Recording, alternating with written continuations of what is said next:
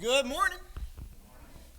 A few weeks ago, Meredith and I were at the house, and I'm not going to tell you which one's which, but one of us was standing at the open fridge asking, "Where is the ketchup?"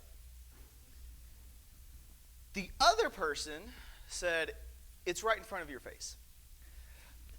I don't know that I have to tell you who was who, but I tell you, that ketchup, it just appeared after she said that, I am sure, because there's no way it was right there. You know, believe it or not, God made men and women differently. And I know it's crazy. It's wild. Our brains literally work in different ways. Like the way that we see the world, the way that we think about things, the way we view things. And it's there's a lot of striking things that, and I could just probably ask a few questions and just illustrate this. And I mean no disrespect either way to men or women with any of these questions, but I'll just ask you, how much do you have to pack for a 3-day trip? Your answer might reveal a lot about you. Now, I'll tell you, the reason my family is not here this morning, my kids, all 3 kids, are at a Bible camp in Lexington, close to Lexington. And actually, Meredith had went up there to get them this morning, so that's where she's at as well. So I picked a good time to speak to husbands, didn't I? But when I was watching my kids pack, it's just so blatantly obvious. Kaysen, I'll be surprised if he packed enough shirts, shorts. I don't know. I don't know what he packed. It was like a little backpack. My girls, it was very different. Very, very different, I'll say that. No, and I'll also say this. How good are you at multitasking? Like, if you're a guy, probably not too great at it. My wife can be doing so many things all at once and completely just have all of it under control. And I'm like, I wouldn't even know where to start with that. You know, our brains are wired differently. And because of that, I think there's a lot of times when it comes to marriage specifically, we have some conflict because we're different people. And our brains are functioning on a different level. And sometimes the things that I say or try to do to show love is not received in the same way that I think it's going to be received. And vice versa. I think both of those are accurate. And so what I want to do is, a few weeks ago, we talked about marriage in general. This morning, I do want to focus on the husband's role in a marriage. We'll call this husbandly love. And what I would really like to do, probably about once a month, I want to focus on like a different relationship, and just like next month, we'll talk about wives. What are the roles that wives should play, and what does that look like? By the way, we're going to use Ephesians 5 as a text to really show us what we need to do with this. And I want to point out just a couple verses here. In Ephesians 5, verse 22, "Wives, be subject to your own husbands as to the Lord, for the husband is the head of the wife, as Christ is the head of the church, he himself being the Savior of the body. But as the church is subject to Christ, so also the wives ought to be their husbands in everything. Husbands, love your wives, just as Christ also loved the church and gave himself up for her, so that he might sanctify her, having cleansed her by the washing of water with the word, that he might present to himself the church in all her glory, having no spot or wrinkle or any such thing, so that she should be holy and blameless." And he goes on and explains that a little more, but verse 33 is like he puts it together. "Nevertheless, each individual among you also is to love his wife as himself, and the wife must see to it that she respects her husband." Now, when we say that men and women are different, I think there's a reason why God is specifically telling each person here what their role and responsibility is. He doesn't just say, everybody just love each other and it'll be all right. Because I think we view that a little bit differently. And we're literally built different, as the kids are saying. We have women who are typically very, very good at unconditional love. Like we look at women as being nurturing and supportive and all of those sorts of things, and that's kind of what women thrive on, love. Like that is like their language.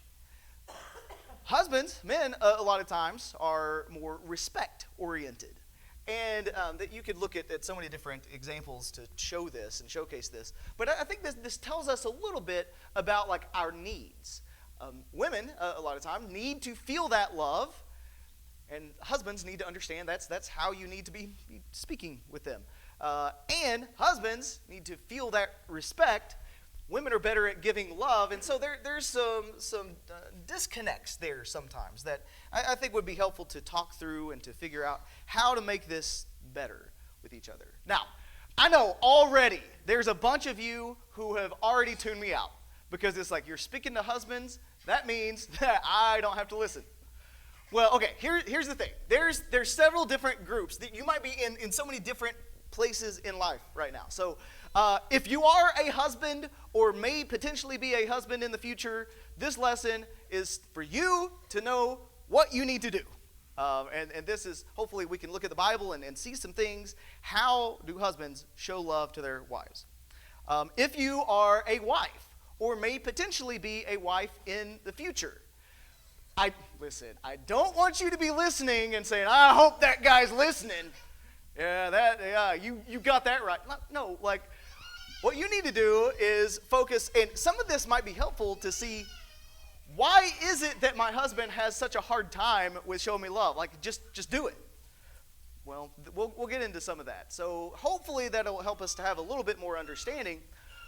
But also, it doesn't matter where you are in this. One thing that I think that this can show us is in verse 32 of Ephesians 5, he talks about this mystery is great, but I'm speaking with reference to Christ and the church. The marriage relationship is just a reflection of our relationship with God. And so no matter where you are, no matter if you're like, well, it's obvious I'm never getting married. Maybe you were married. Maybe I don't know what your situation is. But maybe you're in a situation where, marriage, that's just never going to be on the table for me anymore. Well, you know what? As the church, we are married to Jesus. And I think that what we can do with this is we can use this to help us appreciate what Jesus has done for us and how Jesus loves us in deeper ways than we think about sometimes. So I want to focus on all of that at once. So everybody, there's something for you, and I want you to actively listen, actively figure out how this works for you. And what I'm going to do, I am an absolute sucker for acronyms, and I'm going to use the word couple, C-O-U-P-L-E. And we're going to, each one of those letters is going to represent a word, and I want us to think through this a little bit. So, the C, closeness. I do believe wholeheartedly that we need to be close in marriage. In Genesis 2:24, we talked about this passage a few weeks ago. For this reason, a man shall leave his father and his mother and be joined to his wife, and they shall become one flesh. In marriage, there is this closeness. And that's going to help us to really get started with this. I also like this passage in Deuteronomy 24.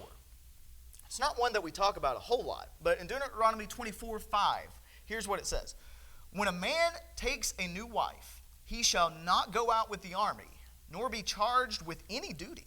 He shall be free at home 1 year, and shall give happiness to his wife, whom he has taken. So what they were saying, what the law of Moses said is that when you are newly married, you are excused from military service for 1 year. And so the Jews, and they were getting ready to go in and like conquer Canaan and all of that. But he said, if you have newly taken a wife, you get a year off. And what's your job during that year? What did the verse say? To make your wife happy. We need to have closeness. How can we be close if your first year of marriage, the husband's gone on a military conquest for the entire year? Like that's not going to build closeness.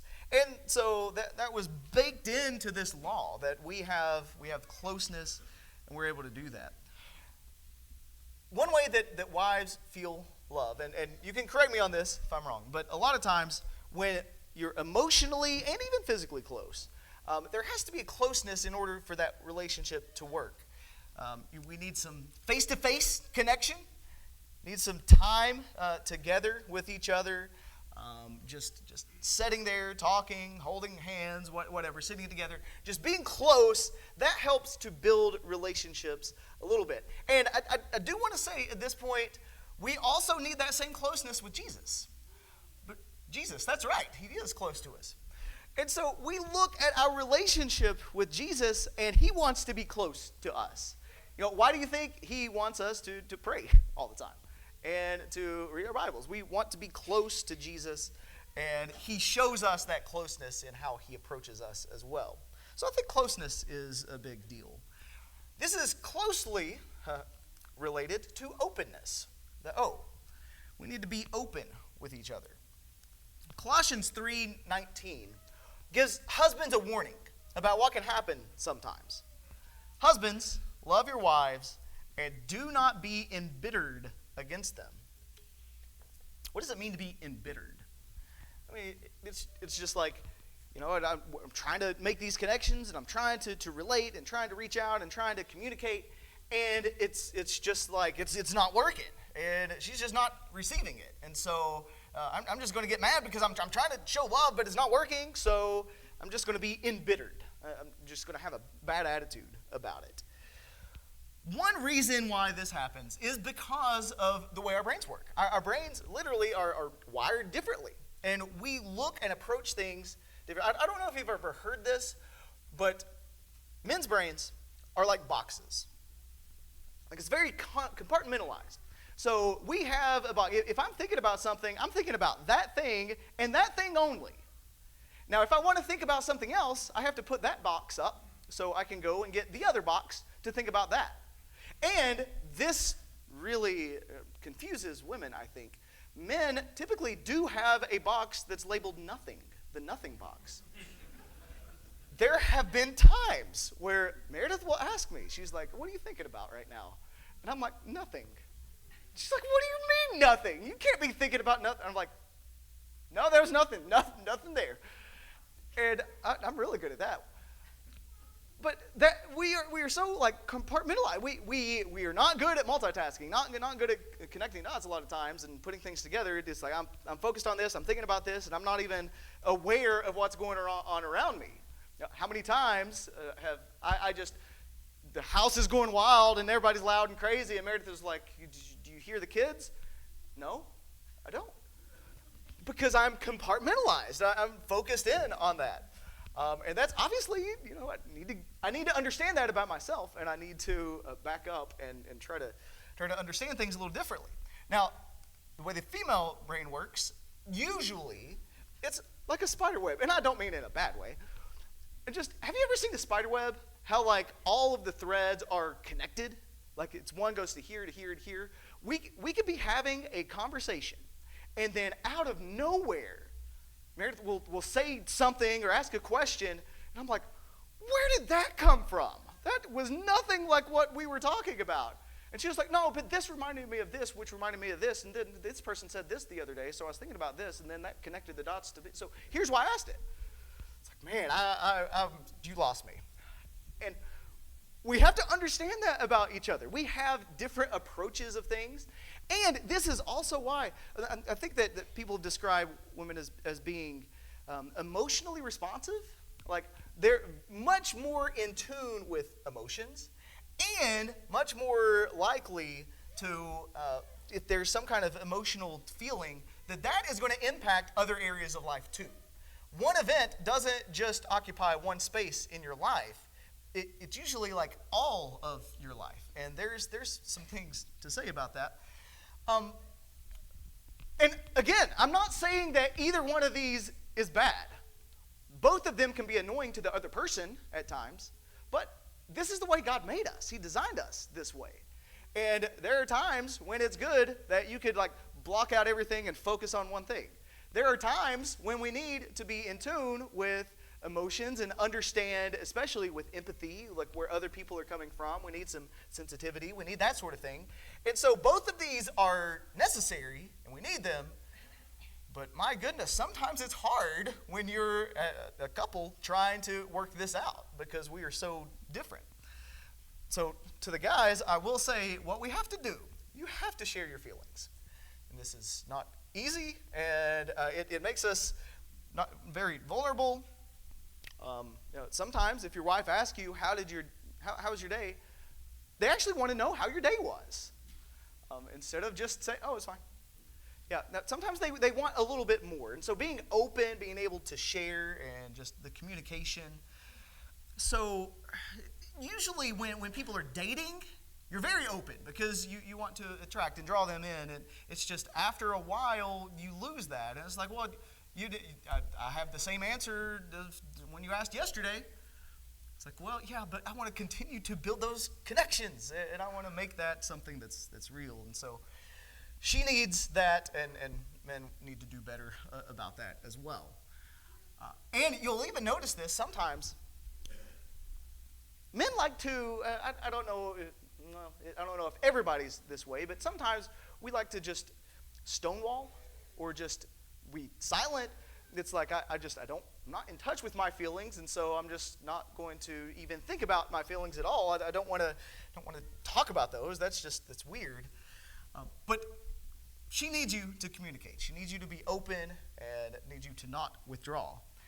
Even Jesus was open with his disciples. You might think of the passage in John 15:15. I have called you friends, for all things that I heard from my Father I have made known to you.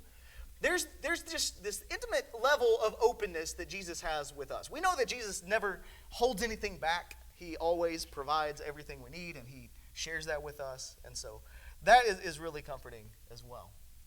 The U is understanding. 1 Peter 3:7. This is an important verse.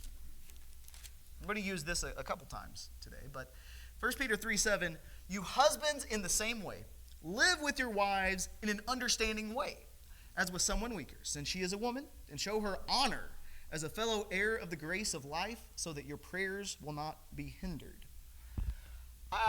And listen, we went through 1 Peter several months ago, and when we got to this passage, the thing that I said about it is I am so thankful that verse does not say, husbands, understand your wives. It doesn't. Like, read carefully. What it says is live with your wives in an understanding way. There is a difference. Now, it is something that we need to be better at. We need to try to focus on. Women are different than men, and we have different functions. Husbands, we need to be a burden bearer, someone who is there to listen, to see what's going on in the life of your wife. And sometimes we do need to have a distinction when your wife wants to share something with you. Sometimes we have to ask the question, okay, I'm listening to you, and I want to know, am I listening because you want a solution to a problem? Do you want to work together to come to a solution? Or are you looking for a listening ear? Do you just want to share your emotions and vent? I tell you, guys, sometimes get really tense and anxious when your wife says something like, well, let's just talk. It's like, well, what do you mean by that? What do you mean just talk? Like, I don't want to just talk. Like, men usually talk to exchange information. It's just like, here's what happened, here's what you need to know to that. And I saw a post, it was like a meme or something, showing like the length of phone conversations that guys have, like especially with each other or with their parents or their kids, their wife, and compare that to the length of women's conversations. And I tell you, women do a lot better about building rapport and expressing and even processing feelings by talking. About a year and a half ago, I was on a 6-hour road trip with a friend of mine. We talked some, but we hadn't really spent a whole lot of time together like that for a long time. And so for that 6 hours, we talked a lot, and it was great. It was a great time. When I got home, my wife asked me, oh, how's his wife doing? And I was like, I don't know. I guess good. He didn't say anything, so I guess pretty good. It was like, what about the kids? Like, are they excited for this thing coming on? And I'm like, what thing? Like, is that? Every single question that my wife asked me about that conversation, I'm like, I don't know. Like, that never came up. We didn't talk about that. And she was like, well, what did you talk about? And I'm like, I can't remember. But we did. We had a great time. it's just the way our brains are wired and the way that we use conversation. That's a big deal. James 1:19 says that everyone should be quick to listen, slow to speak, and slow to become angry. And so we need to be better about listening, how we listen, how we hear things, and making sure active listening is something I've heard sometimes. And some people will say, like, actually repeat back what they're saying. Sometimes that could be a little annoying, actually. But just make sure that they know that you're paying attention. And well, okay, I should say this. Pay attention. Make sure you're actually paying attention and wanting to hear what the other person's saying. And even relate to some of the emotions. Like, I could see why you would feel that way. Or I can understand why that would be a thing. This is not a time to, like, dismiss her feelings at all. Even if it doesn't make sense to you. Understand that person is viewing life in a different way. We can't interrupt. And in general, if there's something that I know that I can do to make this better, I need to go ahead and do it. That's an important thing too. And ultimately, I think praying for and with her, I think that is a way to practice this as well. I will say, Jesus obviously understands us. Hebrews 4:15 and 16 talks about how he works as a high priest, how he can sympathize with our weakness. He lived the same life that we did. He lived in the earth, and he experienced all of the temptations and all of those things. Jesus can really understand where we're coming from, and so Jesus is the ultimate model of understanding. He is the one that we can turn to because we know he understands us. We have a couple more. Peacemaking. Did you know that conflict can cause tension in a marriage? And did you know that conflict can be expected in a marriage as well? Really, conflict can be experienced in any relationship whatsoever, but specifically mentioned in 1 Corinthians 7. There was a few things to say about that.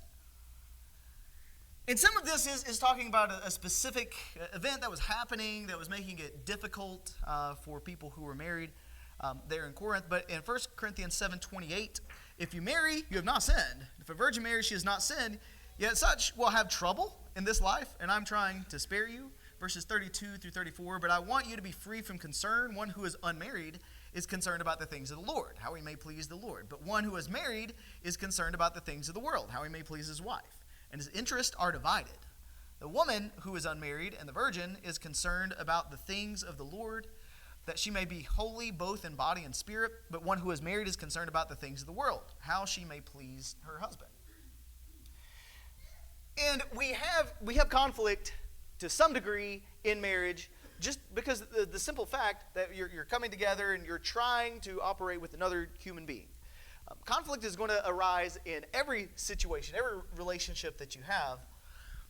But someone that you're right next to day in and day out for years and years, there's going to be some things that happen, and that's going to cause some conflict. But we understand if there's conflict, we got to deal with it somehow.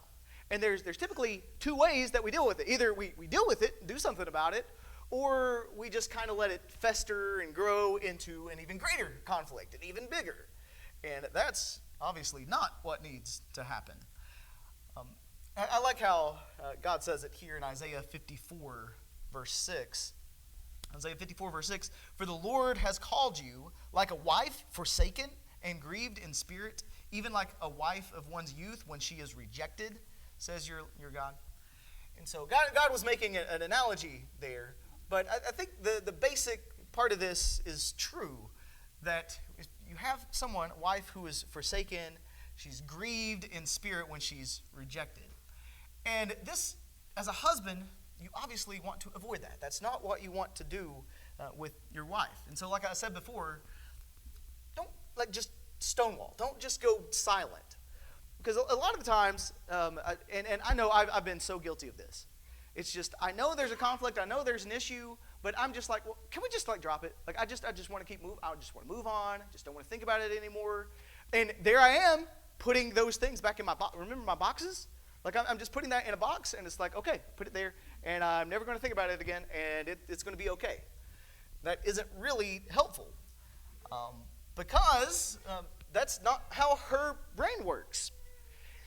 And what happens is a lot of times men will look at that, and they will say, you keep remembering all this stuff from the past, and you're just bringing it up. And here's the disconnect, because men just think, okay, I just want to drop it, want to get rid of it, want to stop.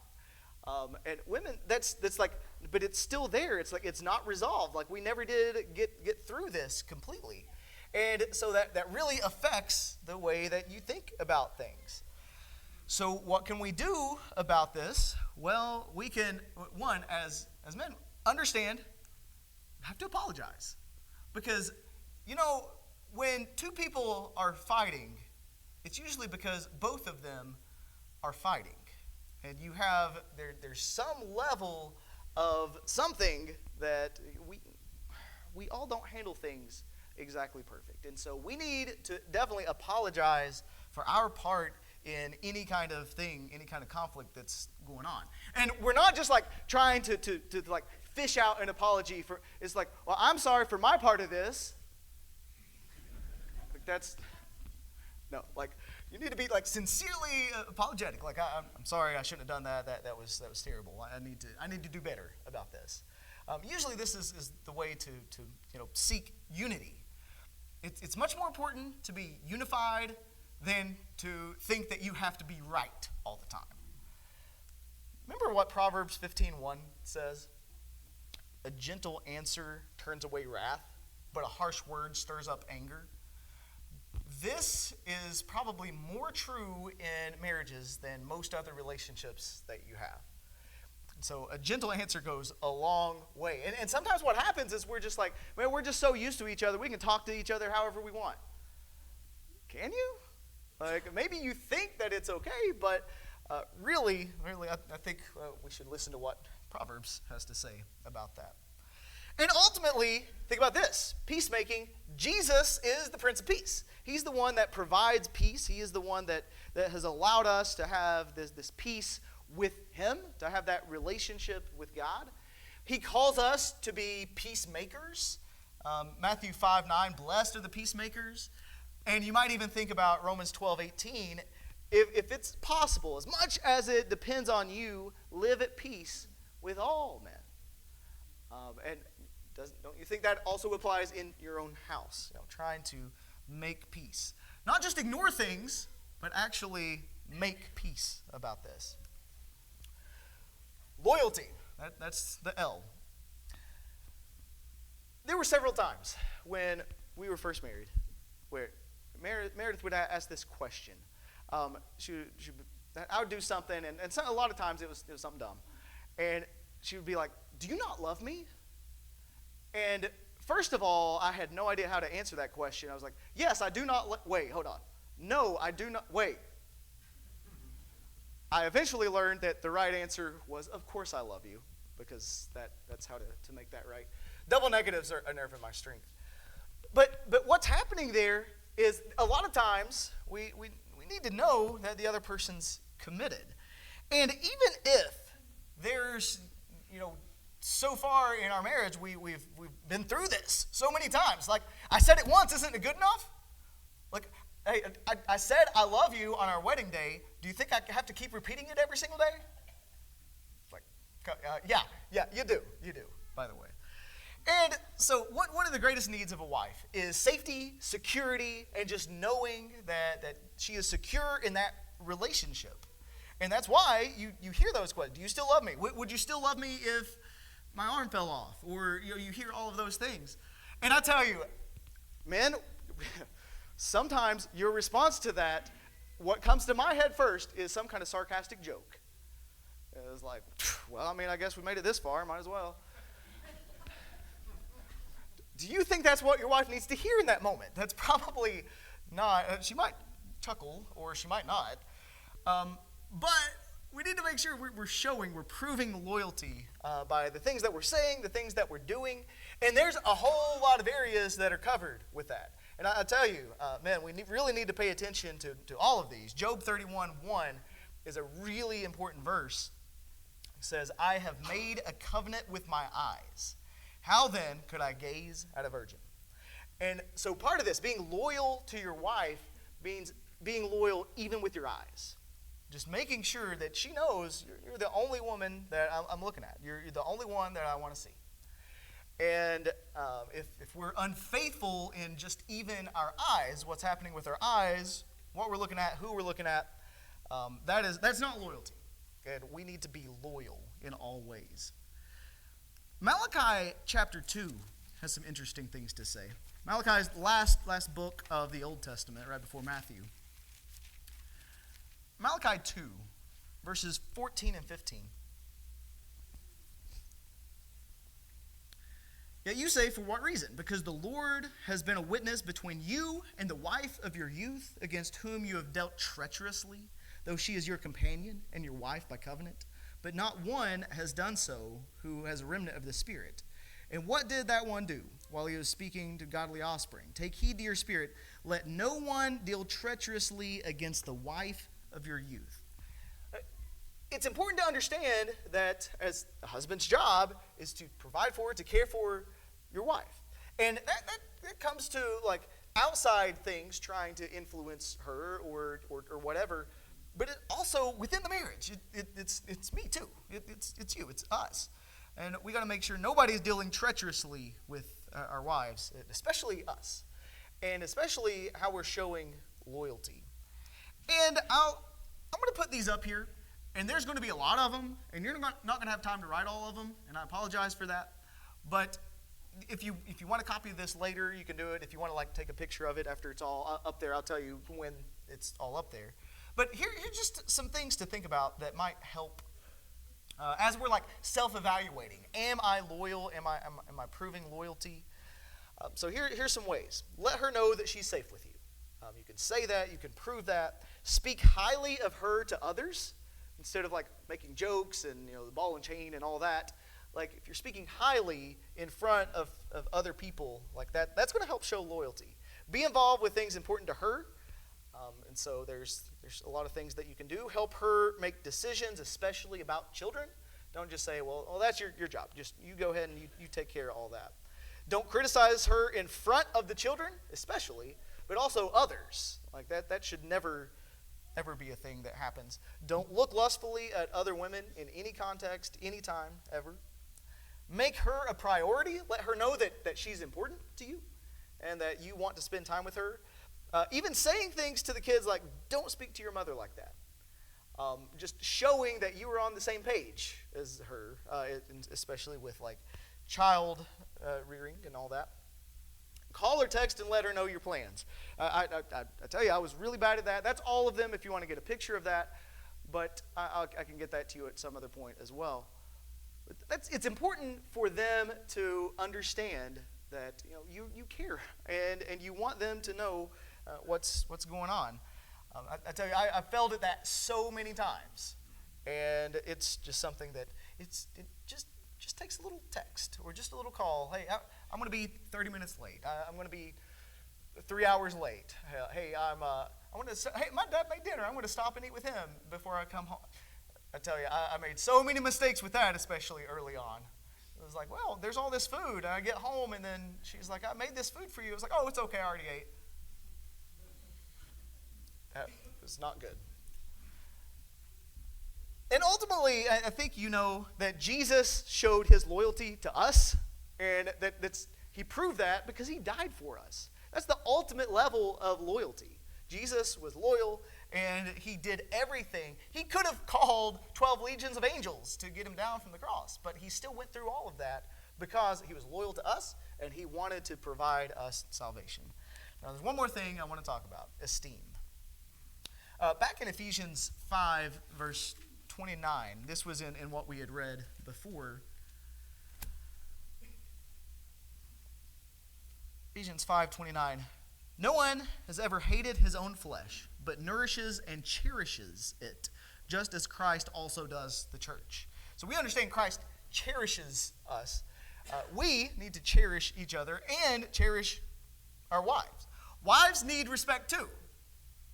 When we say that husbands need to love your wives, wives need to respect your husbands. Does that mean that husbands don't need to respect their wives and wives don't need to love their husbands?